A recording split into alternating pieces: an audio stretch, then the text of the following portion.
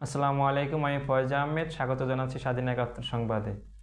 কালিহাতী মানসিক প্রতিবন্ধীর উপর গরম পানি ঢেলে অমানবিক নির্যাতন, অভিযুক্ত গ্রেপ্তার। ওসির কড়া হুঁশিয়ারি, মানবতার বিরুদ্ধে কোনো ছাড় নয়।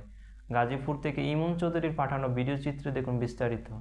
টাঙ্গাইলের কালিহাতী উপজেলার চারান চৌরাস্তা এলাকায় এক হৃদয় বিদারক ঘটনা ঘটেছে। এক মানসিক প্রতিবন্ধী ব্যক্তির গায়ে গরম পানি ঢেলে নির্যাতন করেছে এক চা দোকানি। এই অমানবিক ঘটনার বিরুদ্ধে এলাকায় তীব্র প্রতিক্রিয়া সৃষ্টি হয়েছে। ভুক্তভোগী মোহাম্মদ খোকন, যিনি স্থানীয়ভাবে পাগল খোকন নামে পরিচিত, কালিহাতী সদরে দীর্ঘদিন ধরে ভিক্ষাবৃত্তি করে জীবন ধারণ করতেন। সেখানে হঠাৎ করে দোকানদার আনোয়ার হোসেন তার শরীরে চা বানানোর জন্য গরম পানি ছুঁড়ে মারেন। আমরা দেখি নাই, শার্ট গায়ে ছিল পরে শার্টটা খুলি নাই 2 দিন, বুধবারে গোসল করাই দিছি তো, আর খোলার প্রয়োজন পড় নাই। পরে এদিকে শুক্রবার আইছে, বৃষ্টি আইছে, সন্ধ্যায় বৃষ্টি আইলে পরে ভিজা ভিজা বাড়তে আইছে।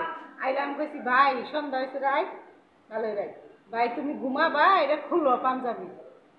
না না, আমি খুব দুঃখ পাই, আমি খুলবো না। আমি খুলবা না কে? কয় যে দুঃখ। আমি কই না, ঠান্ডা লাগবো। সেরা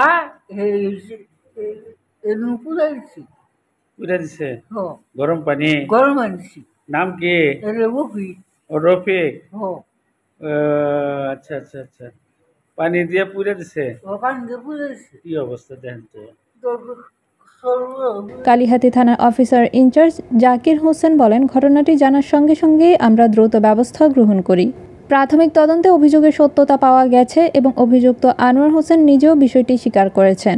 আমরা তাকে রাতেই গ্রেপ্তার করেছি। যেহেতু ভুক্তভোগী একজন মানসিক প্রতিবন্ধী, আমরা বিষয়টিকে বিশেষ গুরুত্ব দিয়ে তদন্ত করছি।